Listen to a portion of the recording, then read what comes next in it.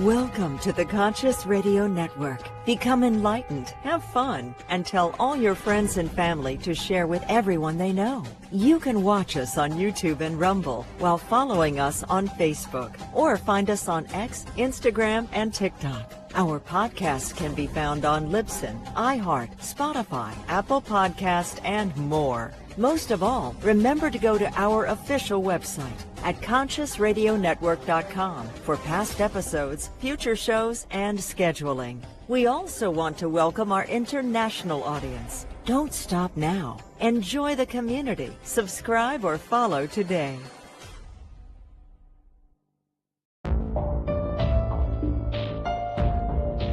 This is the Conscious Radio Network.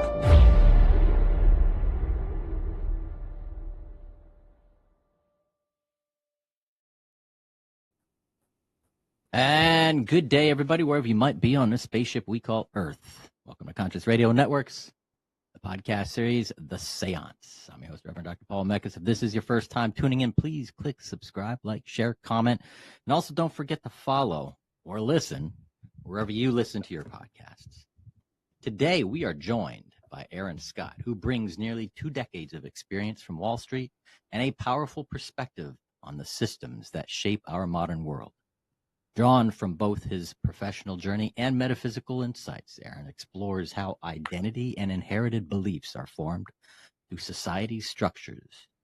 He also shares about his upcoming book, Before We Forget, The Guide to Personal and Collective Awakening. Let's welcome to the seance for the first time, Aaron Scott. Welcome, brother. How you doing? Great. Welcome. Doing well. Thank you so much. Thanks for having me. You're welcome. You're welcome. How deep down the rabbit hole do we want to get today? We're capped on time, so I would say we need about 18 hours just to brush the surface, so you can allocate however much time you want to get started. Definitely more episodes. Absolutely. With nearly 2 decades on Wall Street, what exactly opened your eyes to some of these systematic illusions that we're part of? Yeah, I think, first of all, being embedded within them, right? You get obviously a direct experience, and I think a heightened insight into how the systems themselves and the structure of our society, because let's call it what it is, the real bedrock of most of the modern world, especially the control mechanisms, are really financially driven. And to really, I think, fully understand, I think, where the tentacles reach, you have to have a really sound understanding of how finance works from a monetary policy based on credit and lending to just really the corporate infrastructure of the world. I think it's important. But more importantly, I think, is how we have, as a society, as humanity, and this is something that kind of, like taking it to the next level, or where you peel back a deeper layer, where how much we are forced to, as individuals, to contort ourselves, if you will, to accommodate these systems. And this isn't, we can talk about these metaphysical concepts.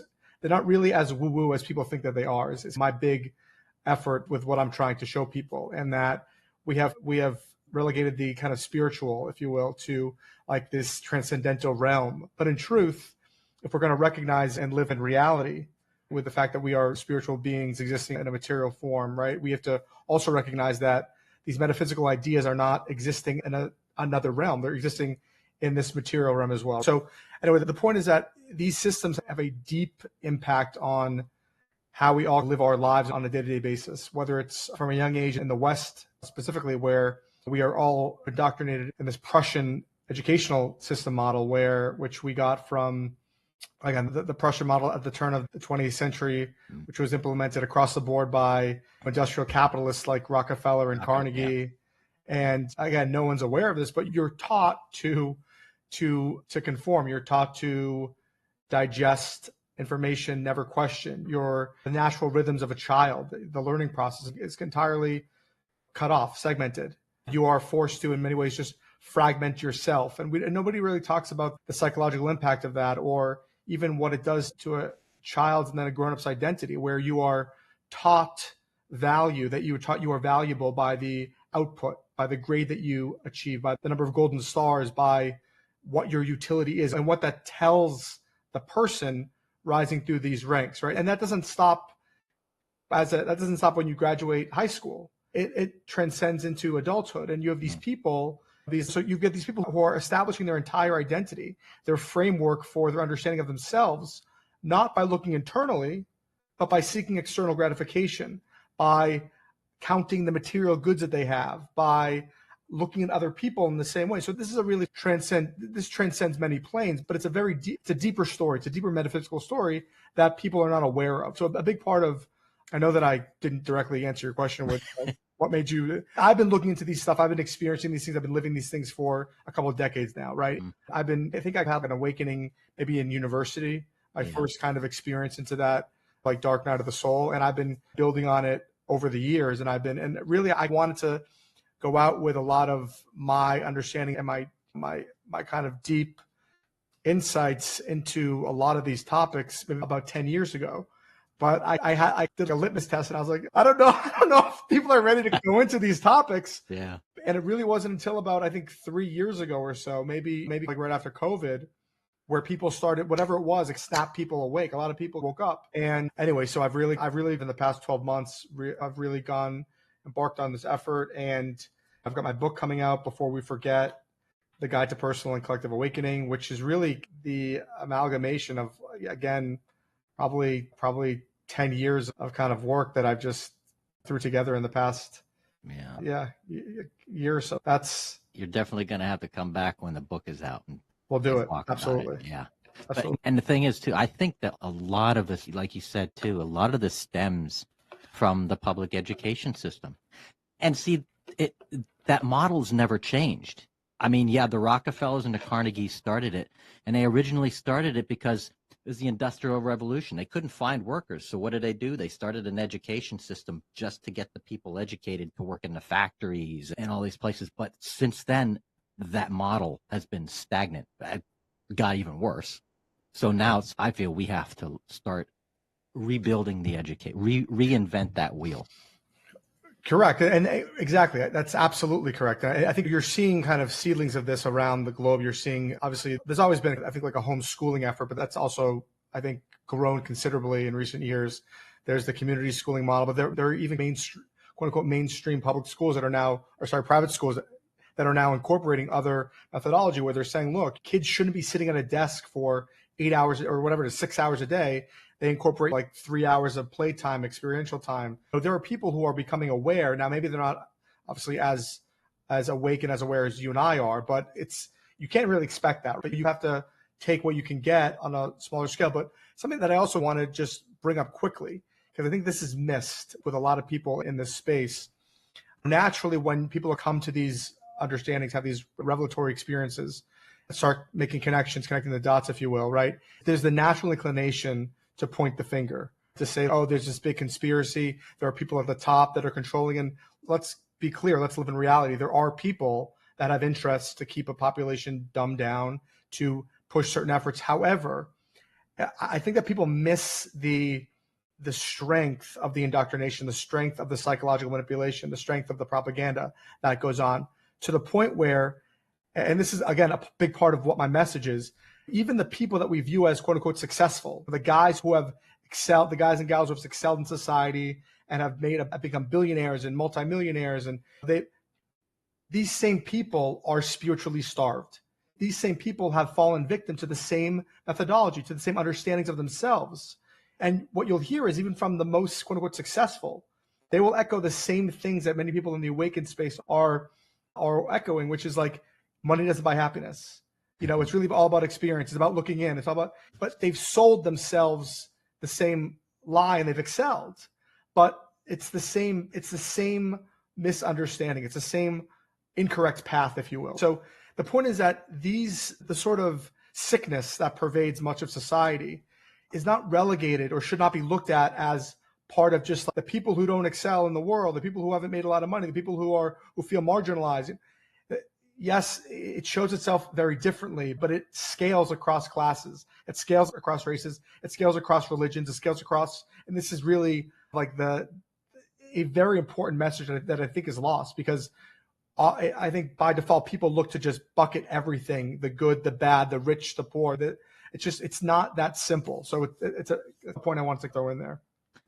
Yeah, and it seems and I've been aware of this, especially within the last couple decades, and it seems to be getting worse and worse, is those that are in control.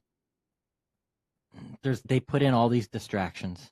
There's so much distraction out there, but then also these systems of separation. They don't want a society kind to each other.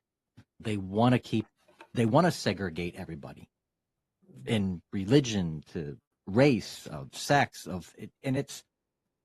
I'm not surprised, but it's like, at what point in our civilization, we're supposed to be evolving, but it seems like they're keeping us from evolving. I think that at the turn of the 20th century, right around the Industrial Revolution, I think that we had a real major shift in consciousness that took place. I think that people don't understand the gravity of it. Obviously, once you incorporate a central bank into a country that has historically, from a Bill of Rights constitutional standpoint, from the founding fathers' vantage point, we should have never incorporated. Woodrow Wilson destroyed our country. So we can start right there. But the shift that took place was remarkable, because when you and this is what it did, was it laid down as a framework capital above everything else, money above anything, corporate interest above everything else. And what does that do? It creates a systematized, mechanized human existence. Everything comes, money making and corporate interests becomes most important. So the human being becomes secondary in the discussion, and that transcends what I like to call kind of sacred institutions. What education is created to create workers to fit these industrial molds. Keep the machine moving. We have a healthcare system that's not there to cure diseases. It's there to treat symptoms, create a recurring revenue stream of products that will never actually cure you. We have a government that doesn't actually care about the people. It cares about itself. So it's really the method of control, back to your point, is about preying on illusion and inverting our world. And you do that with all sorts of unique tricks. But at the end of the day, there are people who kind of touch on this, right? They talk about we live in hell, or Satan and God and good and evil. But if we really drill down to the core of what Satanism is, or you look at really the methods of control and the methods of manipulation, it's about preying on illusion, because we're so susceptible to illusion. We're like, it's hard to see through many veils, right? And when you invert reality, you prey on the illusion. So when you tell people, and I'm not trying to insult anybody, but when you tell somebody that a man can be a woman and a woman can be a man, just so we're clear, this wasn't some revelatory, progressive, human civilizational eureka moment. This was a concerted effort by people to manipulate social ideology. There's so many things like this that people don't understand, and they want to be like part of the liberals or the conservatives. All of these methods of control obfuscate the real issue, which is the power versus the individuals who are being enslaved across many levels. So it's about, I think that if you can embrace what people, especially in this kind of movement, discuss, which is that, again, we are all connected, the illusion of separation. We can go into physics is showing this. We're not actually physical bodies. We are vibrations. We are energy, right? All of these things give people a taste. So when you can benchmark these realizations to the world that we're told is out there, right? You can start to see the pervasiveness of this kind of manipulation. And it's subtle, because when you give people a framework for their reality and they accept it as divine, they don't think or question, and they think that they're here and they die and there's no such thing as a spiritual realm, and the point of their life is to make money and to succeed and to compete, and we live in this dog-eat-dog survivalist world. This is not the real world. There's no living organism that thrives through this Darwinian survival of the fittest construct. It's all an ecosystem-driven, reciprocal-driven reality. So again, it's important for us. I think we have a kind of a duty in many ways to reframe people's literal realities, so they can see that their vantage point is not the truth. It's not the real lens that they should be looking at themselves and the world around them. It's very hard, right? Because you're told and you're brought up looking at things completely differently. So let's put it there, it's quite an experience, as I'm sure you know. And the level of cognitive dissonance that I've seen over the years, it's, dude, the proof, the truth. You asked for the truth, it's right here in front of you. Here it is. But they're blind. People are blind to it. And it could be anything. And it's because, and this is something that we all experience in our own ways, but when you have what is coined an awakening, right, a spiritual awakening, you're forced to, and this is like the biggest impediment, right? You're forced to literally tear down the scaffolding of your essence, of your identity, of your perceived essence, right? Yeah. And it's so threatening because you've built this entire model, to this entire framework, these lenses through which you understand who you are and the world around you, and you're told, and something deeper is telling you this isn't right, this isn't accurate, there's something going on here, or something isn't adding up. But part of that cleanse, or part of that awakening, part of that kind of revelation forces you to actually have to reassess who you are, and that most people can't do that. Most people don't have the power or the strength to look that deeply and to say, listen, I've been living through illusion. I've accepted illusion as my reality. Yeah. And I may have to throw that to the wayside. It's not easy. It's really interesting. Again, back to this like inverted reality that we live in. It's the people who have the strength to do that are looked at as the crazy and the weak and the disconnected. And it's really like a Twilight Zone-y experience, as I'm sure you can relate to. Yeah, you have to. It's definitely a utility that you have to put aside the ego. You just got to have the ability to step outside of yourself and view the whole picture. Just see it all, and just put away that ego. And most people in the modern world are driven, and it's by design, are driven by their ego. In fact, they mistake their ego as their whole self. Yeah. But if you don't have that deep of an understanding of kind of the psychological components here, but the ego is clearly not who you are. The ego is not supposed to be driving the car. It's supposed to be in the passenger seat helping you. It's not supposed to be. I picture most people are like the ego's in the front seat with a bandana on, just like smoking a cigarette, blasting AC/DC. That's not the way it's supposed to be. It's supposed to be like in the back seat with a helmet on, a little bit nervous. Like it's supposed to be like the little guy helping you, not the guy who's at the helm. Yeah. But that's not how most people drive their car, which is a sickness. It's not the way it should be. Yeah. Autopilot. So this is what we've created when we have an immature ego dictating everything, from the way we live our daily lives to the way we raise our children, to the way we construct economies, to the way we colonize the world. This is like it's really sick. It's interesting. Yeah. Really interesting. Yeah. How we've elected to govern ourselves. Before we go any further, for those who are watching, see your website scrolling down below. But for those who are listening, where can people find you and what they can expect when they go to your website? Yeah, so my website right now is primarily a conduit, if you will, for my podcast. It's called The Evolved Podcast with Aaron Scott. It's just, I don't have guests. It's just material based, where I offer really like truth and knowledge and new perspective on a lot of these things that we have accepted as to be divine, but are in truth not. You touched on how we really haven't evolved. And what I think it's the second episode of my first season, it's called the title, like the de-evolution of America, where, we think that we're evolving, but in truth, let's look at like the metrics, health, spirituality, relationships, family, all these things. Like any real measure of human success has been thrown to the wayside. Like common sense. Common sense, right. That's like, I just saw something before we started the show. It was something quick that came up. There was this woman, it was a YouTube video. This woman had damage on her car, and she was videotaping something out in the parking lot, and she was blaming the wall for hitting her car. I'm like, and she was serious. This was like a serious, you've got to be kidding me. I'm not watching. How? I don't know. It's stupidity. There's too many of them. It's really when I see stuff like that, becoming commonplace. And when I see stuff like that, I go, man, I am losing my faith for humanity.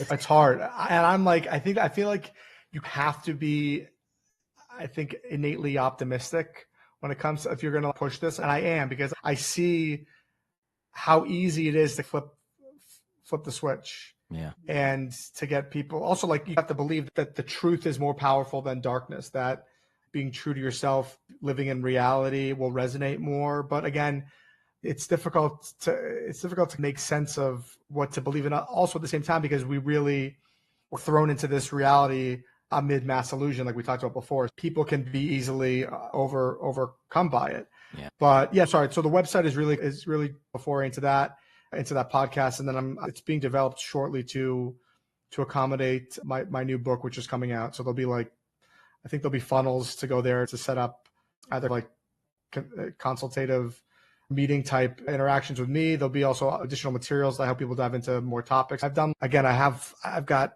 decades worth of information and insight, and that I want to start giving out to people en masse. But it's really about making them accessible and not like flooding the senses, if you will, because it's not because people are starting at different places. Yeah. I want to kind of exactly. I want to make sure that it's a coherent experience, not just Now, and we always say that the truth always prevails. You can't hide the truth forever. Now, at some point, there are some truths that are coming out. Look at archaeology. There's some archaeological finds that have been going on for the last decade, even more than that are now starting to get people change the whole face of science, going, whoa, hold on a second, stuff like that. But there's other areas that the truth is going to start coming out in every facet of our society. What is your thought? And not really asking for a timeline, but what are your thoughts on the truth finding its way out and into the masses to where it's going to be like people aren't going to handle it?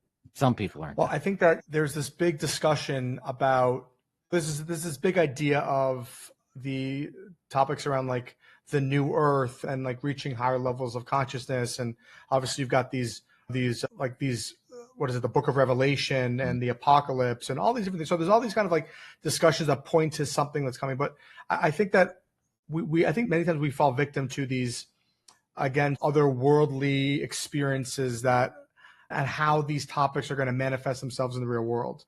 In order to get a kind of mass transformation, you have to look at what is going to happen on a practical basis that's going to make people awaken to things. And I think en masse, you're not going to get people there by starting with telling people that they're really a spiritual being living in a material body, right? Because what comes with that is a lot of understanding within kind of the metaphysical topics, understanding quantum physics, understanding ancient Gnostic texts, understanding how the understanding of the human being has been obfuscated across timelines going into like the Reformation period. I mean, you could talk about the systematic manipulation of, right, to point to how you know that something's off there. But so it takes people a long time to get there. But when you start to see corruption reveal itself, when you start to see hallowed institutions that you took to be trusted beacons of light for you, for society, when you see government is toxically corrupt, when you see corporations have embedded themselves, their tentacles into everything across the board, greed, manipulation, school systems, the medical industry, you look at GMO products, you look at contaminated foods, there's all this topic around, all these discussions around vaccines, right? So when people are given that, and these hallowed institutions are shown to be the opposite of what they were supposed to be. Yeah. From this point is where the awakening takes place. And then hopefully people continue to keep looking, some will, some won't, and they understand that they need to reassess how they look at themselves, right? Hopefully they get there. But these are the kind of the breadcrumbs that you're given to lead you to that awakening. And I think that what's going to happen is, on the back of the fact that we have to rebalance $37 trillion in debt, that's not even the full story. If you look at kind of the full story on our fiscal situation, but we're bankrupt as a country. Yeah. If you look at, so all of these things will present themselves, and eventually they'll start having real material impact on people's lives, where AI will take over, and there'll be some kind of an event, I think. And that's going to push, I think, things over the edge. I'm not wishing for it. I hope that we can resolve things before we get there and people can come. But power is inherently corrupt, and power will corrupt. So there needs to be something that forces, if you will, a recalibration and a reformation on the back of that event, I think. Yeah. Power definitely does corrupt. As soon as you give somebody any type of power, we see it just about everywhere. People just turn. They unrecognizable. But yeah. If even those people were brought up in a understanding of themselves as part of everything else, as everything being connected, as right. So again, it's even those people are in the dark, right? Mm-hmm. So this is why these discussions and why this information is so crucial, because it's not just about, again, I said this before, it's not just about the marginalized. The people who are quote unquote successful are also victims. I know it's hard to understand, but it's really because the story isn't about about the material success. It's about their internal constitution. It's about who they are, how they are as people. And they are not successful in that sense. They're just not. Yeah. Now, there was something that I haven't studied it too much, only because I've got too much time doing other things like this show. But when it comes to like maritime admiralty law, the words that we use in commerce, our birth certificate, there were so different connections with the corporation of the United States based off the Republic of the United States and how we are part of the corporation, how all of this mixes in, and how we have been legally seeded into this entity, this corporate entity of the country, which actually it's basically got two faces. Like I said, it's a republic, but at the same time, it's a corporation. You have a little bit of knowledge on that? I have a lot of knowledge on it. I think that it's not as crystal clear as it's presented. Let's put it that way. There are some truths to the material, but the framework is not exactly as it's being sold to people. Let's look at this kind of in simple terms. First of all, people have to understand that when it comes to the language that's used, right? The English language, the original English, like from England, was a legal language to begin with. It was really framed around contracts and structure and setting precedent and hierarchy. And it was, in many ways, it was perfected to accommodate a legal framework of expression, of speaking, right? So naturally, you're going to see words used in that framework, because that's how the language was put together originally. Yeah. So that's important to understand. We start looking at, I think a big part of this is the kind of like the whole like Strawman corporate entity topic. And I think that while people look at it and take it as doctrine and it was done in a sinister way, that's not entirely true. And I think that with a lot of this stuff, I think that it was set up originally to facilitate commerce and to facilitate transactions. And I think that it was important to delineate between, again, like the living flesh human being who's protected by the common law and the terms of the Constitution, the Bill of Rights, and then also like the legal entity. So I think that it's important to have somebody where like the actual human being person is not chained to a contract. So for example, like if you were to take an unsecured loan out from a bank and it's taken out in your quote unquote capitalized Strawman name, it's not taken out in your personal name, but you would want certain protections in between you and that bank. So let's say they took it out in your actual human flesh common law name, or however these people want to talk about it. Who said that they can't like pick you up one day and enslave you and chain you to wash dishes at their cousin's restaurant for 20 years, or you have to go. So it's a double kind of sided discussion where it affords protections and then it also feeds like this parasitic nature so people are not given that side of the story. But again, part of that also is that these ideas of you are born through like your mother's birth canal, and the canal is representative of maritime admiralty, right? So again, it's not that you're looked at as actual like cargo coming off of a ship that then somebody owns, but it's that a framework was used to just express what's happening, because that was the language that was in existence. And I think that if you look at it, it's actually like an interesting metaphor where it's expressing what's going on in a kind of like practical sense. The fact that you're given a social security number and the fact that you are given a birth certificate doesn't mean that you're owned by anybody, right? It means that you're being born into a system, which, by the way, you can opt into or opt out of. You're not born into chains. The fact that you're, again, part of a system that will enslave you if you allow it to, that will tax you and will give you nothing in return. If you allow it to take over your existence, then it will, because that, like anything else, if you don't exercise your sovereignty, then it will. But you're not inherently enslaved. You're not inherently chained down, because systems of taxation, because systems of administration are set in place, right? People have to realize that the power still exists within them. They're not bound by them. They're not chained to them. Whether they were set up sinister, whether you think they were set up sinisterly or not, it doesn't matter.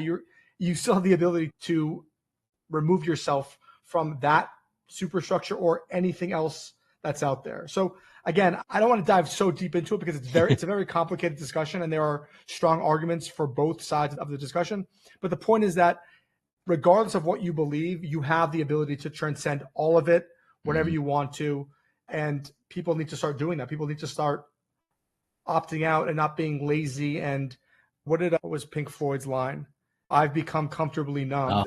You have to detach from this idea of being comfortably numb as being good. It's not. It's the lowest vibrational level of existence. Being comfortably numb and living in fear is not how you want to live your life. No. We have to snap out of that. And living in fear and living in scarcity, that our systems here, especially in the Western society, and it seems to be crawling all over the world now. It's just the powers that be have created scarcity. And I remember, I forgot the engineer's name, Jean Fresco.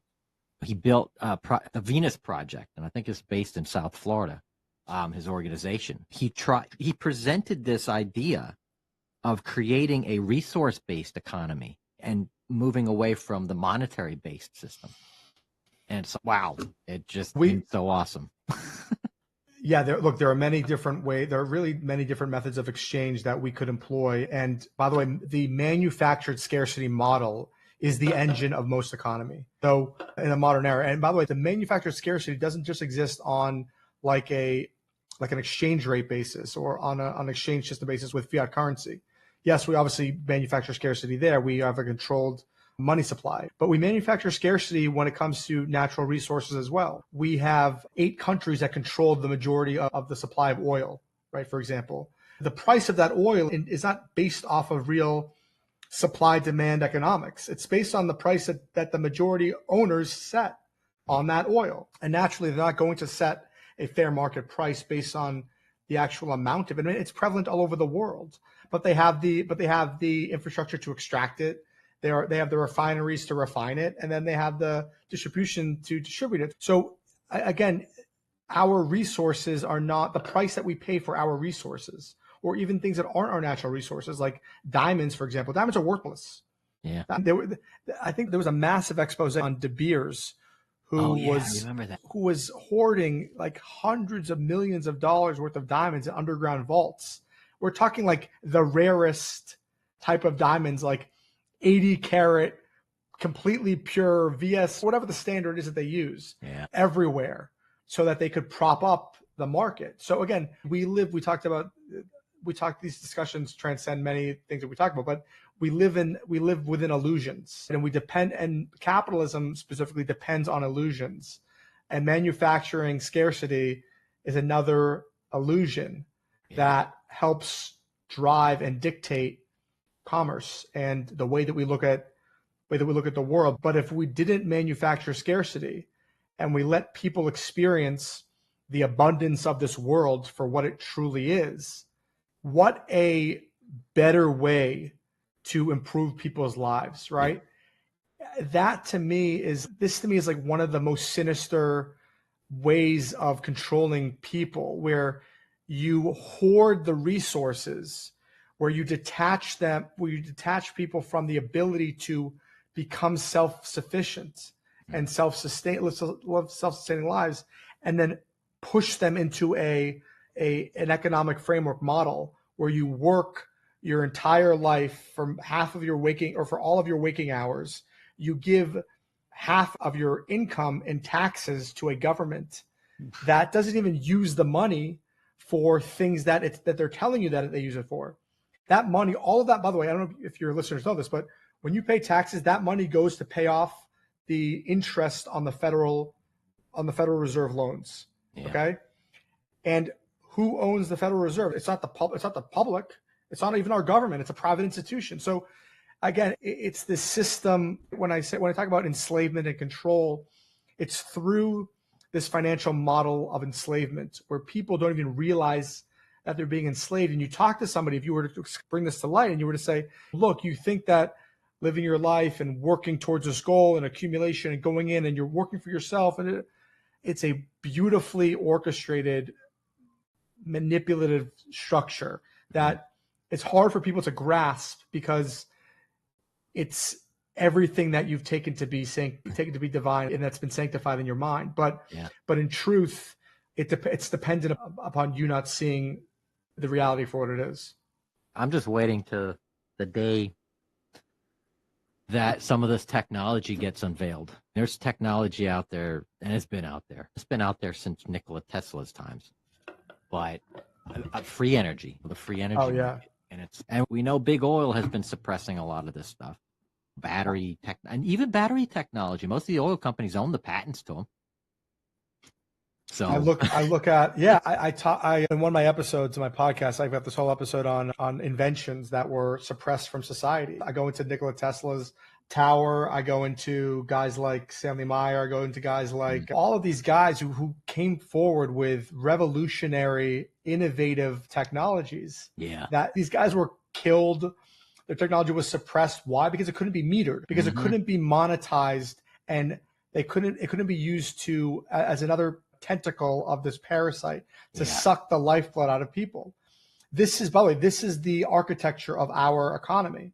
It's taking something and finding a way to monetize it. That is what makes you successful, right? Yeah. And in many ways, like what you have to go through to reach that level of quote unquote success also erodes you as a person. So like, even let's like you were like this like sinister evil person, and you designed this multi kind of like dimensional construct of control where you're manipulating and where you're setting up, like even like a Jeff Bezos guy or like a Mark Zuckerberg character, for example. Yeah. He has had to do things that have made him sacrifice like the essence of who he is. And you kind of have to look at it from like that guy's vantage point and seeing, oh, like even these people have had to taken it to a level that they really didn't want to take it to, because most people are genuine and good. I think they really are. And I keep coming back to this idea because I was on a couple of TikTok lives, and these people are just, they believe that there's this group of people that are just like, that are constantly like figuring out ways to enslave society. And a lot of this has been put in place and has been sustained, right? And if you look at the influence that these industrialists had at the turn of the 20th century, I don't think people fathom or understand the amount of power and control that they had. They literally owned all of the natural resources in our country. They spent, and the equivalent of what they spent on reforming, improving our medical industry, our school system. It's crazy. If people want to look into really the turn of our civilization in the Western world, that's like where you look to see what happened in the States. That was the downfall of our democracy and of our constitutional republic. Yeah. Yeah. Allowing the powerful families and the bankers and just and even like the laws. By the way, people don't understand that we didn't really win the American Revolutionary War. We didn't win that war. The Bank of England, by the way, the Bank of England, the City of London, they were the ones who linked up with these industrialists Yeah. and set up the Federal Reserve System. That's from them. They got their hooks right back in. Whatever it was, 120 years later. To them, that's a blink of an eye, right? So we don't live under this sovereignty that people think that we live under. And it's because people are kept from either accessing or understanding, I think in an in-depth or coherent fashion, the kind of intricacy and sophistication of how these systems are set up and how we are kept in the dark. But yeah, we don't live free from the British Empire. We are still under their control. Somebody mentioned it to me a time ago. It wasn't that long ago, but someone said, how we always say Rome never fell in a night, or the fall of Rome. That Rome never fell. No, Rome is actually more alive today than it ever has been. Now it's just global. Rome, the Roman Empire transformed into the Roman Catholic Church. And if you look at the blueprint of empire, and I talk about this in my book, but if you look at the institutionalization blueprint, which effectively what it does is it's saying that the institution itself is more important than the people that it's supposed to be serving or helping. And this is not, look at this across the world. Look at everything from like the United States of America, right? The people in the deep state, they value the United States of America over the people living in the United States of America, right? Yeah. The systems themselves are placed above the people who are living in the systems, right? The Catholic Church is more important than true experienced spirituality on an individual basis, right? And this is the beauty of, again, the Roman Empire, their blueprint specifically. And what you look at what they did was they took, it's kind of like the original illusion, but their blueprint was they made the hierarchy of God above man and then man above nature, right? Which is, no offense to listeners, but it's a complete obfuscation. It's a complete fallacy of actual reality. It's an inversion of reality because in truth, we are source experiencing itself in our unique form. Nature is source experiencing itself in its unique form. We are all on a level playing field. Yeah. This idea of hierarchy, and people don't understand how meaningful that is. But when you have a blueprint of hierarchy, what it does to the individual is it assumes that they are not source, that they are not all powerful, that they don't have the ability to be at a certain level of comprehension, cognition, whatever it might be, whatever measurement they're giving or they're assigning. And then if you look at the way that we've constructed blueprint for society, like we give up autonomous thinking to authority figures. You've got guys on television who are saying something, you assume that it's, you sit in a classroom and a teacher dictates to you, you assume that it's right. And again, the parents don't question because it's from the school system.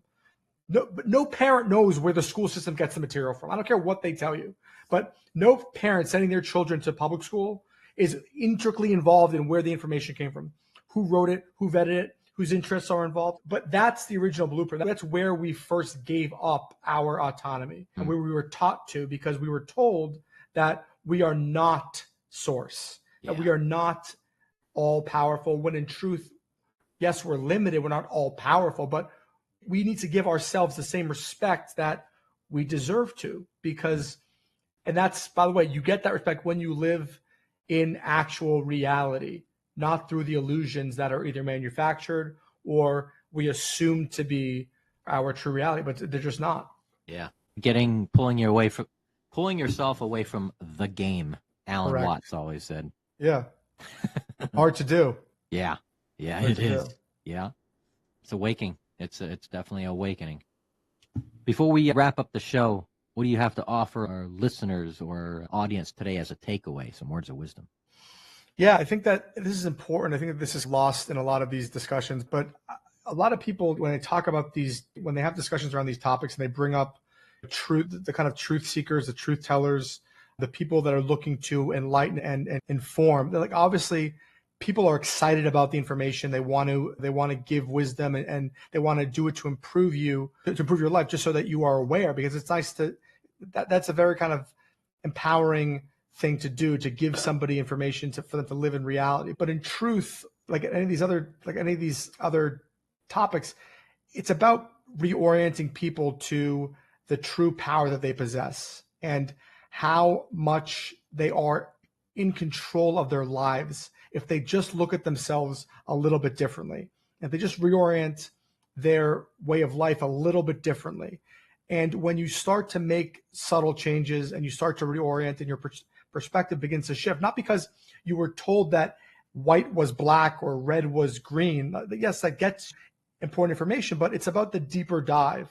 That's where the real value is, I think, in this whole kind of movement, because you give people a newfound understanding where they don't have to be slaves to illusion, where they don't have to live their lives based on some model or construct or play the game the way that you think you have to, right? This is where the big revelation happens. And I think that's important. And then just quickly, that's really what I'm trying to do in my book before we forget. It's called, where I go into not just revealing the illusions, but showing people how to take that and then reorient their lives and to live from a place of integrity and coherence, how that reverberates across multiple planes of existence. So it's really important because at the end of the day, all of this is about, or should be about, improving your day-to-day actual life, because that's what we're living. We're all living in the real world, in our actual day-to-day lives. This is not about, what's going to happen when you pass on to the next realm, or what happened 20 years ago, or what you think about in the future. It's about your day-to-day life and how you can improve somebody's life and your own life with these tools. So that's important. I think people aren't always getting there. Yeah, and trying to unplug, because I've noticed that we've depended on so much of this technology, all the screen time, and getting sucked into all this emotion when it's way too trivial. Sometimes we got to unplug, get away from the matrix, and I don't know, go outside, touch some grass, touch some ground, just chill, listen to nature and just chill out. Just relax. Just relax for 5 minutes. It's okay. Yeah. We're all guilty of it. We all freak out for something so trivial that it and then when you sit back, you go, wait a second. Why did I do that? Why did I get so emotional off of something that I have absolutely no control over? But if you integrate and gain a heightened sense of awareness, those triggers are few and far between. Yeah. They become less because you see things for what they are. You understand that you're separate from your emotions and your thoughts, even that's not, you're experiencing them. If you can make that distinction, it's an empowering realization. It really is. Absolutely. So, yeah. Aaron, thank you, brother. Thanks for having me. Your time today. You're very welcome, and keep me posted on the book when it comes out. We'll definitely want to talk about it. Awesome. Definitely. Thanks again. You're welcome. You're welcome. Thank you, and thank you everybody for watching Conscious Radio Network's The Seance. Till next time. See you next week.